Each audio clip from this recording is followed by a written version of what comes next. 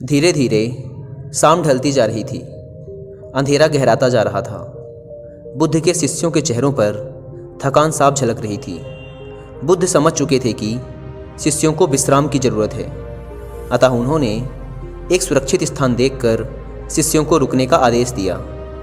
कुछ समय पश्चात एक शिष्य ने बुद्ध से प्रश्न किया, भंते, क्या विद्या को किसी से बलपूर्वक भी सीखा जा सकता है? कदापि नहीं। विद्या को केवल सेवा भाव से ही सीखा जा सकता है। इसी संबंध में मैं तुम्हें एक बहुत ही बलशाली राजा की कथा सुनाता हूँ। ध्यान से सुनो। बुद्ध ने शुरू किया। एक फ़कीर था। वह जंगल में घास फूस की कुटिया बनाकर रहता था। उसे एक विद्या आती थी। वह पीतल को सोना बना देता था, लेकिन इस विद्या का प्रयोग वह तभी करता था जब उसे उसकी बहुत आवश्यकता होती थी, और वह भी गरीबों के फ़ायदे के लिए। एक दिन एक बहुत ही गरीब ब्राह्मण उसके पास आया। उसको अपनी लड़की का विवाह करना था और उसके पास एक फूटी कौड़ी भी नहीं थी। उसने फ़कीर को अपनी परेशानी बताई। फ़कीर ने समझ लिया कि यह सचमुच परेशानी में है। उसने पीतल के एक बर्तन को सोने का बनाकर उसे दे दिया और कहा कि इस बर्तन को बेचकर उन रुपयों से अपनी बेटी का विवाह कर लेना। ब्राह्मण उस बर्तन को लेकर एक सुनार की दुकान पर गया।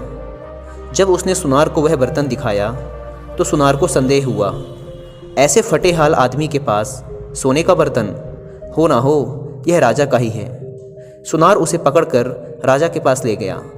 राजा ने पूछा कि क्या बात है, तो उसने सब कुछ सच सच बता दिया। बात सुनकर राजा के मन में लालच आ गया। उसने सोचा, फ़कीर को बुलाकर यह विद्या अवश्य सीखनी चाहिए। यह सोचकर उसने ब्राह्मण को तो छोड़ दिया, साथ ही अपने एक सिपाही से कहा कि जाओ और उस फ़कीर को पकड़ कर ले आओ। सिपाही गया और थोड़ी देर में ही फ़कीर को लेकर वापस आ गया। राजा ने कहा, फ़कीर, तुम पीतल को सोना बनाना जानते हो? फ़कीर बोला, जी हाँ। राजा ने कहा, यह विद्या हमें सिखा दो। फ़कीर निडरता से बोला, नहीं, मैं ऐसा नहीं कर सकता। जानते हो मैं कौन हूँ? राजा ने कड़क कर कहा। फ़कीर बोला, जानता हूँ, खूब अच्छी तरह से जानता हूँ। राजा को बहुत गुस्सा आया। उसने कहा, मैं तुम्हें 15 दिन का समय देता हूँ। अगर इस बीच तुमने मुझे विद्या सिखा दी तो ठीक है, नहीं तो फांसी पर लटकवा दूंगा। उसने फ़कीर को भिजवा दिया। वह रोज़ शाम को उसके पास एक सिपाही भेजता कि वह तैयार है या नहीं, लेकिन फ़कीर का एक ही उत्तर होता, नहीं। ऐसी विद्या को राजा छोड़ना नहीं चाहता था। उसने देख लिया कि फ़कीर को डराने धमकाने का कोई नतीजा नहीं निकलेगा, तो उसने दूसरा उपाय सोचा। जब 7 दिन बाकी रह गए तो उसने अपना भेष बदला और फ़कीर के पास जाकर उसकी सेवा करने लगा। उसने फ़कीर की इतनी सेवा की कि फ़कीर खुश हो गया। फ़कीर ने पूछा, बोल तू क्या चाहता है? राजा ने कहा, मुझे आप वह विद्या सिखा दीजिए जिससे आप पीतल से सोना बना देते हैं।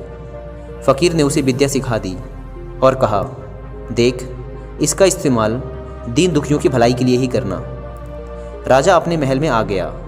15वें दिन उसने फ़कीर को बुलाया और कहा, बोलो, विद्या सिखाने को तैयार हो या नहीं? फ़कीर ने कहा, नहीं। तो तुम्हें फांसी लगवा दूं? ज़रूर, फ़कीर ने कहा। तब राजा ने गर्व से हंसकर कहा, जिस विद्या का तुम्हें इतना घमंड है उसे मैं जानता हूँ। इतना कहकर राजा ने एक पीतल के बर्तन को सोने का बनाकर दिखा दिया। फ़कीर ने कहा, राजन, तुमने यह विद्या किसी की सेवा करके सीखी है। विद्या कभी भी डरा धमकाकर हासिल नहीं की जा सकती। सभी शिष्य कहानी का अर्थ समझ चुके थे।